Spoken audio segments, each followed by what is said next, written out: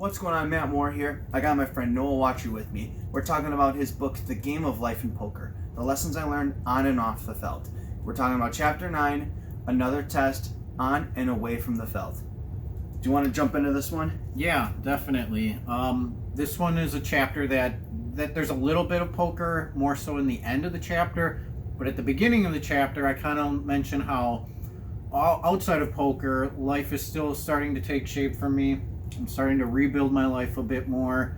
The paper route job that we both had at a time, and I was still doing 2-3 a.m. just a job I do for about an hour delivering papers, just to keep some kind of a steady paycheck going. So I was kind of rebuilding my life in that way with the job wise, and then money and everything. And poker, still doing great online. And then it also talks about how Rose, who previously had been in jail, and then she was going to be getting out soon. So that's where I implied about another test. So another test being not only in terms of poker, but also in rebuilding life back again and kind of starting over with the job.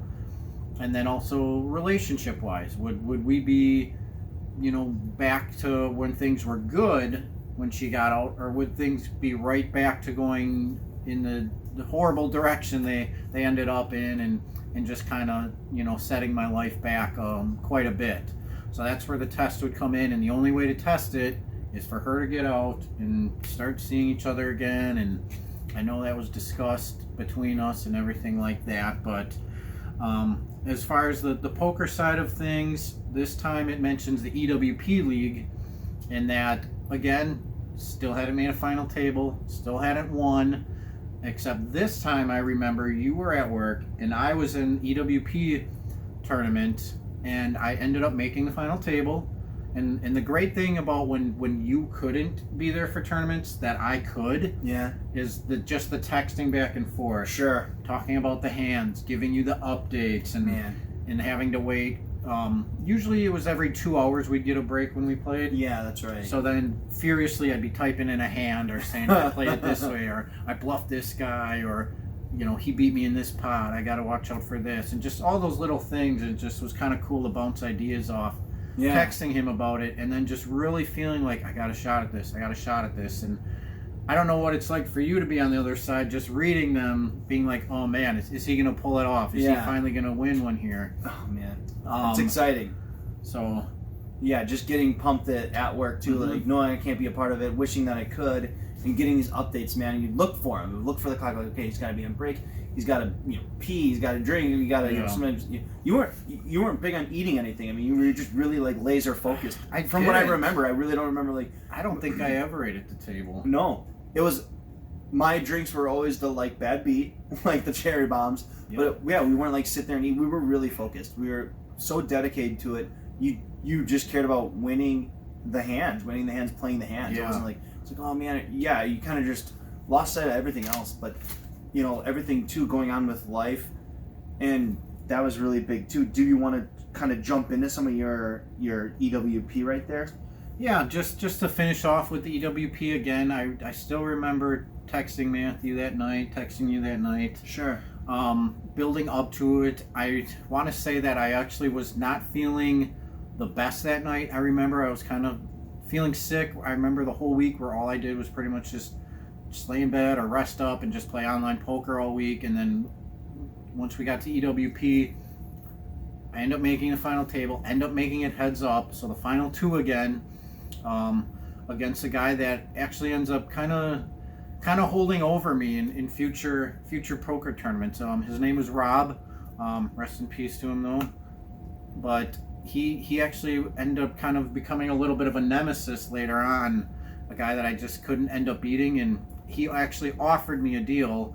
And a deal is where when it's the final two, it's late, you don't feel like playing, they just say, hey, let's split up the money and book it. Let's just say split the money and leave. Yeah, each round when you do the breaks, like we were saying, is after 2 hours. Right. And you get a break. So you could have been playing for over 4 hours, 5 hours, sitting, mentally strained, going over each hand as you're playing them, and staying that focused in order to win. Even when you're whittled down in players, it is still a lot of time involved. It is. There's nothing faster about it, really. No, so it gets to be long nights, and again, me being that focused player I was, the intensity of everything just kind of drains on you. And once the tournament ends, like you're like, oh man, it's over. It's like you're just done. But in that moment, you just keep going and going. Yeah. So me not having that win yet, I did not take the deal with Rob.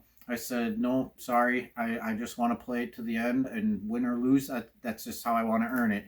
And he's pretty much says, okay, fine. It's all luck at this point. We're just heads up. I don't really care. So he proceeded every single hand. He just went all in, all in, all in. And me, okay, I have to wait for a hand then.